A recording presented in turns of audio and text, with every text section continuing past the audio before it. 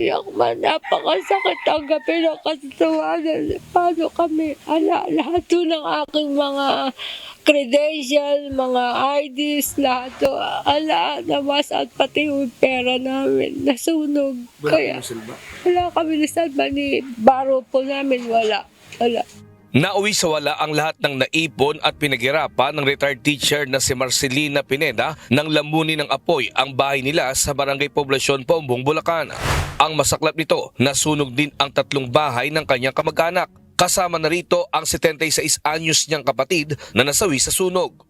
Dito sa lugar na kinatatayuan ko natagpuan ang bangkay ng isang senior citizen matapos na masunog kaninang alas 12 ng tanghali.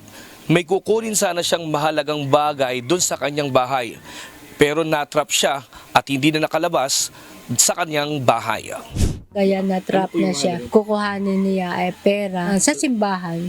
Ang kapatid naman nilang lalaki nakaligtas sa sunog pero nagtamo naman ito ng sugat sa paa.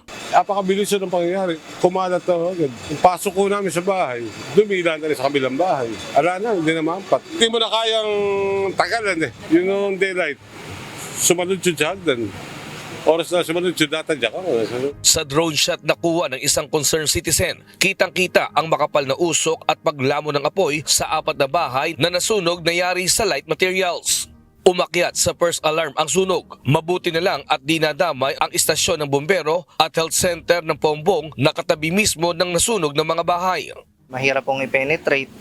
Tapos kung titingnan nyo po, kahit nasa likod po ng station po namin, marami pong kailangang ilatag na hose. So nakakadagdag na rin po sa operation kasi yun.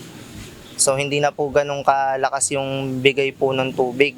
Kasi marami na po tayo nakalay na hose. Nung nag-overhauling na po, yun po yung huling proseso po ng isang sunog na kung saan sinisigurado na po natin na wala ng apoy.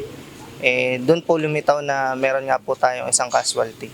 Sa ngayon, patuloy pang isinasagawang investigasyon ng BFP sa mismong pinagmulan ng sunog. Umaasa naman ang mga pamilyang nasunugan na matutulungan sila ng lokal na pamahalaan sa kanilang problema sa bahay at mga pangangailangan.